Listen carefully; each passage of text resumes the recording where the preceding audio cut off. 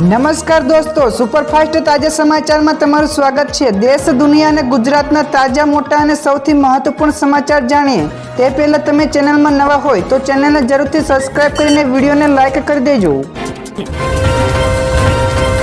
સૌથી પહેલા દોસ્તો આપણે વાત કરીએ તો 24 કલાકની આગાહી, 48 કલાકની સૂચના। આવનારા 24 કલાક દરમિયાન માવઠું પડશે તો સાબરકાંઠા, બનાસકાંઠા, અરવલ્લી, પાટણ, મહેસાણા, છોટાઉદેપુર, વડોદરા, આણંદ, ખેડા, દાહોદ, દ્વારકા, જામનગર, મોરબી, સુરેન્દ્રનગર, રાજકોટ, બોટાદ, ભાવનગર અને કચ્છ જિલ્લાઓમાં કમોસમી વરસાદની આગાહી કરાઈ છે। ત્યારે એક સાથે બે વરસાદની સિસ્ટમ સક્રિય થતા ભારે પવન પણ ફૂંકાશે તો ગુજરાતમાં પવનની ગતિ 30 થી 40 કિલોમીટર પ્રતિ કલાકની ઝડપે રહેશે। તો આવનારા 48 કલાકમાં માછીમારોને દરિયો ન ખેડવાની પણ સૂચનાઓ મળી છે। તો દોસ્તો, તમારા વિસ્તારનું વાતાવરણ કેવું છે ફટાફટ કોમેન્ટ કરીને જણાવજો। બીજા સૌથી મોટા સમાચાર સામે આવે છે। વિશેષતાથી ભરેલી ભાજપની પ્રથમ યાદી જાહેર। ભાજપે 195 ઉમેદવારોની જાહેરાત કરી છે। તો આ યાદી ખૂબ જ સમજી વિચારીને તૈયાર કરાઈ છે, જેમાં 34 જેટલા વર્તમાન પૂર્વ મંત્રીઓને ટિકિટ મળી છે તો 28 મહિલા ઉમેદવારો છે। 47 યુવાનો એટલે કે 50 વર્ષથી નીચેના ઉમેદવારોને બનાવવામાં આવ્યા છે તો 17 જેટલા એસસી, 18 જેટલા એસટી અને 57 જેટલા ઓબીસીના ઉમેદવારો બનાવવામાં આવ્યા છે। તો ભાજપનું કહેવું છે કે અમે 57 ઓબીસી ઉમેદવારોને મેદાનમાં ઉતાર્યા છે અને રાહુલ ગાંધી અમારી સરકારમાં ઓબીસીની ઓછી ભાગીદારીની વાત કરે છે।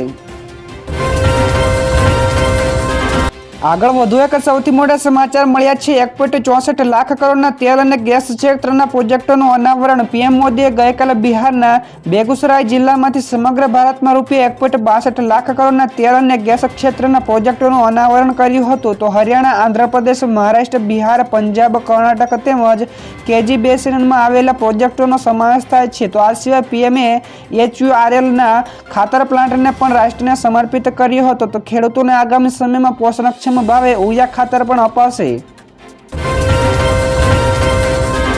ત્યાર પછી ઝડપથી દોસ્તો આગળના બીજા મહત્વપૂર્ણ સમાચાર। વરસાદના કારણે નદીમાં આવ્યું પૂર। હવામાન વિભાગની આગાહીના વચ્ચે દેશના અનેક સ્થળો ઉપર કમોસમી વરસાદ વરસ્યો છે। ત્યારે ગુજરાતના અનેક જિલ્લાઓમાં પણ મેઘરાજાની બેટિંગ જોવા મળી।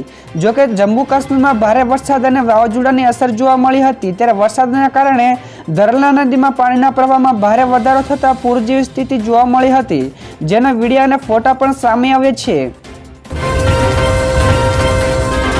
ત્યાર પછીના બીજા સૌથી મહત્વપૂર્ણ સમાચાર। ભારતના વિદેશી મુદ્રા ભંડારમાં વધારો। ભારતના વિદેશી મુદ્રા ભંડારમાં વધારો નોંધાયો છે। 23 ફેબ્રુઆરીએ પૂરા થતા સપ્તાહમાં વિદેશી મુદ્રા ભંડારમાં $2.97 બિલિયન વધારો થયો છે। ત્યારે ફોરેન એક્સચેન્જ રિઝર્વ વધીને $619.07 બિલિયન થઈ ગયું છે। તો અગાઉ તે $616.09 અબજ હતું। તો ફોરેન કરન્સી એસેટ્સમાં પણ વધારો થયો છે।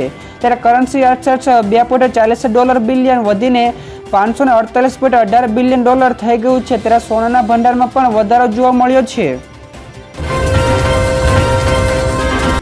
આગળ દોસ્તો વધુ એક સૌથી મહત્વપૂર્ણ સમાચાર। સોનાના ભાવમાં જોરદાર ઉછાળો। સોનાના ભાવમાં જોરદાર ઉછાળો જોવા મળ્યો છે। 10 ગ્રામ સોનાની કિંમત ₹600નો વધારો થયો છે। તો મુંબઈમાં 22 કેરેટ સોનાની કિંમત ₹58,750 પ્રતિ 10 ગ્રામ છે, જ્યારે 24 કેરેટ સોનાની કિંમત ₹64,090 પ્રતિ 10 ગ્રામ છે।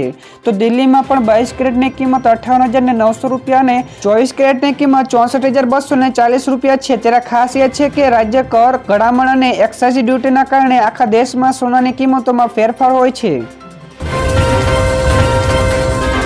ત્યાર પછીના બીજા સૌથી મોટા સમાચાર। ખોટી માહિતી ફેલાવશો તો થશે કાર્યવાહી। બોર્ડની પરીક્ષામાં ખોટી માહિતી ફેલાવનારાઓ સામે કાર્યવાહી કરવામાં આવશે। ગુજરાત માધ્યમિક બોર્ડે પરિપત્ર રજૂ કર્યો છે। તો બોર્ડની પરીક્ષાને લઈને અફવા ફેલાવનારા સામે આઈપીસી અને આઈટી એક્ટ મુજબ કાર્યવાહી થશે, જેમાં ખાસ કરીને વાલીઓ કે વિદ્યાર્થીઓને ભટકાવનાર કે પેપર લીક મામલે માહિતી ખોટી ફેલાવનાર સામે કડક પગલાં લેવામાં આવશે। તો અગાઉ અનેક બનાવો બન્યા હોવાથી આ નિર્ણય લેવામાં આવ્યો છે।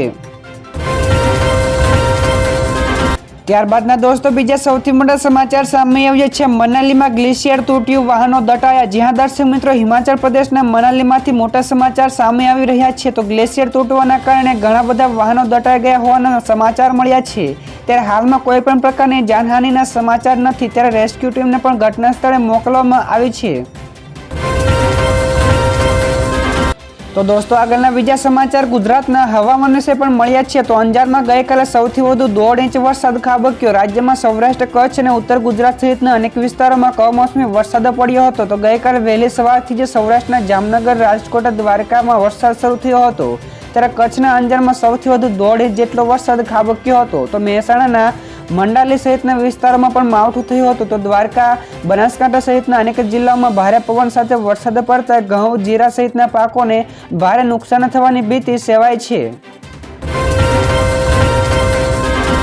તો ફટાફટ દોસ્તો આગળના બીજા સૌથી મોટા સમાચાર સામે આવ્યા છે. મોદી સરકારનું મોટું નિવેદન, અગલી બાર એનડીએ સરકાર 400 પાર. તો ગઈકાલે પીએમ મોદીએ બંગાળમાં સભા સંબોધતા કહ્યું હતું કે બંગાળને વિકસિત રાજ્ય બનાવવા માટેનું આ એક પગલું છે. ત્યારે મોદીએ બંગાળને 22,000 કરોડના વિકાસ કાર્યોની મોટી ભેટ આપી હતી. તો મોદીએ આગામી લોકસભાની ચૂંટણીઓને લઈને ટીએમસી ઉપર પ્રહારો કરતા કહ્યું કે ટીએમસી અત્યાચારી અને વિશ્વાસઘાતી છે. તે વિકાસના કામોથી બંગાળને આર્થિક વિકાસને વેગ મળશે. તો આથી મોદીએ કહ્યું કે અગલી બાર એનડીએ સરકાર 400 ને પાર. ત્યાર પછી દોસ્તો આગળના બીજા સૌથી મોટા સમાચાર સામે આવ્યા છે. આઈટીના દરોડામાં અનેક વ્યવહારોનો ખુલાસો. તો રાજકોટમાં નામચીન બિલ્ડર ગ્રુપને ત્યાં આઈટીના વિભાગના દરોડા યથાવત છે. તો આઈટીના દરોડા દરમિયાન 500 કરોડથી વધુના બેનામી વ્યવહારોના ખુલાસો થયા છે.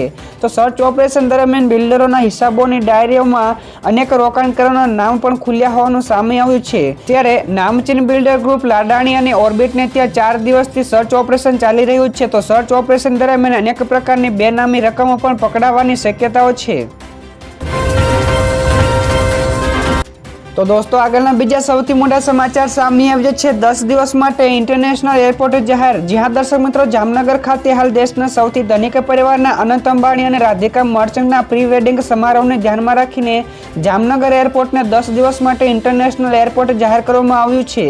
ત્યારે આ સમારોહમાં ભાગ લેવા અત્યાર સુધીમાં આંતરરાષ્ટ્રીય સ્તરની હસ્તીઓ Bill Gates, Mark Zuckerberg, Rihanna, ઇક્વાના ટ્રમ્પ અને અન્ય ઘણા બધા પૂર્વ વડાપ્રધાન પણ 3 દિવસીય પ્રી વેડિંગ સમારોહમાં પહોંચ્યા હતા. ત્યારબાદના દોસ્તો બીજા સૌથી મહત્વપૂર્ણ સમાચાર મળ્યા છે. અદાણી ગ્રુપે કર્યું જંગી રોકાણ. અદાણી ગ્રુપે લોનની ચૂકવણીમાં વધારો કરતા તેમના દેવાનું સ્તર 5મા વર્ષના સૌથી નીચા સ્તરે પહોંચી ગયું છે. તો આમાં અદાણી ગ્રુપે એમપીમાં 75,000 કરોડ રૂપિયા સુધીના રોકાણ કરવાની જાહેરાત ગત શુક્રવારના રોજ ઉજ્જૈનના પ્રાદેશિક ઉદ્યોગ કોન્ક્લેવ દરમિયાન કરી હતી. તેનાથી 15,000થી પણ વધારે લોકોના રોજગારીની તકોનું સર્જન થશે. તો અદાણી ગ્રુપે એમપીમાં અત્યાર સુધીમાં 18,000 કરોડ રૂપિયાનું રોકાણ કર્યું હતું, જેનાથી 11,000થી પણ વધુ રોજગારી ઊભી કરાઈ હતી. ત્યાર પછી દોસ્તો બીજા સૌથી અગત્યના સમાચાર સામે આવ્યા છે. નવસારીથી ઉમેદવાર જાહેર થયા બાદ CR પાટીલનું મોટું નિવેદન. ભાજપની લોકસભાની ચૂંટણી માટેની પહેલી ઉમેદવારોની યાદીમાં નવસારીથી CR પાટીલનું નામ જાહેર કરાયું છે. ત્યાર પછી સુરતમાં પ્રદેશ ભાજપ પ્રમુખ અને નવસારીથી ભાજપના લોકસભા ઉમેદવાર CR પાટીલે કહ્યું કે ભાજપ ગુજરાતની તમામ 26 બેઠકો જીતશે અને અમે એ પણ લક્ષ્યાંક લઈને આગળ વધી રહ્યા છીએ કે તમામ 26 બેઠકો ઉપર 5 લાખથી વધુ મતોથી જીત મળે. તો પાર્ટીના કાર્યકરો પણ આ જીત માટે ઉત્સુક છે. ત્યારબાદના દોસ્તો બીજા સૌથી મોટા સમાચાર. અમેરિકાએ લગાવ્યો પ્રતિબંધ. ભારતની પરેશાની વધી. અમેરિકાએ રશિયા ઉપર નવા પ્રતિબંધો લગાવ્યા છે. તો ભારતીય કોલસાના વેપારીઓનું કહેવું છે કે પ્રતિબંધના કારણે રશિયાથી કોલસાની આયાતમાં મુશ્કેલી આવશે. તો રશિયાના સૌથી મોટા કોલસા નિકાસકાર અને ભારતના વેપાર મંત્રાલયે હજુ સુધી પ્રતિબંધ અંગેની કોઈ પણ ટિપ્પણી કરી નથી. તો 2022 પહેલા ભારતીય રશિયા પાસેથી ઓછા પ્રમાણમાં કોલસાની આયાત કરતું હતું, પરંતુ યુક્રેનના યુદ્ધ બાદ તેમાં વધારો થયો છે. ત્યાર પછીના દોસ્તો બીજા સમાચાર વિશે ફટાફટ વાત કરીએ તો રાહુલ ગાંધી આવશે ગુજરાત. ભારત જોડો ન્યાયયાત્રા દરમિયાન લઈને રાહુલ ગાંધી 7 માર્ચ ગુજરાતમાં આવવાના છે. તેઓની યાત્રા 7 માર્ચે ગુરુવારે બપોરે 3 કલાકે ઝાલોદથી ગુજરાતમાં પ્રવેશવાની છે. તો 8 માર્ચે દાહોદ બસ સ્ટેશનથી સવારે યાત્રા શરૂ થશે. તો ગુજરાત પ્રદેશ કોંગ્રેસના પદાધિકારીઓ અને કાર્યકર્તાઓને ભારત જોડો ન્યાયયાત્રામાં જોડાશે. તેઓની યાત્રા લોકોના સ્ટીકર, કાર સ્ટીકર અને ભારત જોડો યાત્રાનું વાર્ષિક કેલેન્ડર પણ આપવામાં આવ્યું છે. તો દોસ્તો ફટાફટ આગળના બીજા સૌથી મોટા સમાચાર ભારતીય જીડીપીને લઈને સારા સમાચાર. કેન્દ્ર સરકારે નાણાકીય વર્ષના ડિસેમ્બર ક્વાર્ટર માટે ગઈકાલે આંકડો જાહેર કર્યા હતા. તે મુજબ ત્રીજા ક્વાર્ટરમાં દેશનો જીડીપી ગ્રોથ 8.4% દરે રહ્યો છે. વાર્ષિક ધોરણે આ દર 2022ના બીજા ક્વાર્ટર પછીનો સૌથી મજબૂત દર છે, જે 6.6%ના અનુમાન કરતાં વધારે છે. તો ઉત્પાદન પ્રવૃત્તિઓ અને સરકારી ખર્ચમાં વધારાના કારણે જીડીપીના દરમાં વધારો થયો છે. તો આ પહેલાના ક્વાર્ટરમાં પણ જીડીપી ગ્રોથ 7.6% રહ્યો હતો. ત્યારબાદ દોસ્તો બીજા સૌથી મોટા સમાચાર મળ્યા છે. પેટીએમ પેમેન્ટ્સ બેંકને દંડ ફટકાર્યો. પેટીએમ પેમેન્ટ્સ બેંકની મુશ્કેલીઓ ઓછી નથી થઈ રહી. તો હવે નાણાં મંત્રાલયને ફાઇનાન્શિયલ ઇન્ટેલિજન્સ યુનિટે પેટીએમ પેમેન્ટ્સ બેંક ઉપર 5.49 કરોડ રૂપિયાનો દંડ ફટકાર્યો છે. તો મંત્રાલયે કહ્યું કે માહિતી મળી હતી કે પેટીએમ પેમેન્ટ્સ બેંકના કેટલાક યુનિટ અને નેટવર્ક ઓનલાઈન જુગાર જેવી ગેરકાયદેસર પ્રવૃત્તિઓમાં સામેલ છે. તો આ પછી પીએમએલએ કહી એક્ટ 2022 હેઠળ આ કાર્યવાહી કરવામાં આવી છે. આગળ દોસ્તો બીજા સૌથી અગત્યના સમાચાર મળ્યા છે. ગુજરાતમાં ઝડપાયેલા ડ્રગ્સ અંગે એનસીબીનું મોટું નિવેદન. 28 ફેબ્રુઆરીના રોજ એનસીબીએ પોરબંદરના દરિયાકાંઠેથી લગભગ 1300 કરોડનું એટલે કે 3132 કિલોગ્રામ ડ્રગ્સ ઝડપી પાડ્યું હતું. તો આ અંગે એનસીબીએ 5 આરોપીઓની ધરપકડ કરી હતી, જેમાંથી એક પાકિસ્તાની અને 4 ઈરાનના રહેવાસીઓ છે. તો આરોપીઓની પૂછપરછમાં પાકિસ્તાનના ષડયંત્ર અંગે મોટો ખુલાસો થયો છે. તો તપાસમાં સામે આવ્યું છે કે ડ્રગ્સ પાછળ પાકિસ્તાનના સૌથી મોટા ડ્રગ્સ તસ્કર અને દાઉદ ઇબ્રાહિમના અંદાજિત હાજી સલીમનો હાથ છે.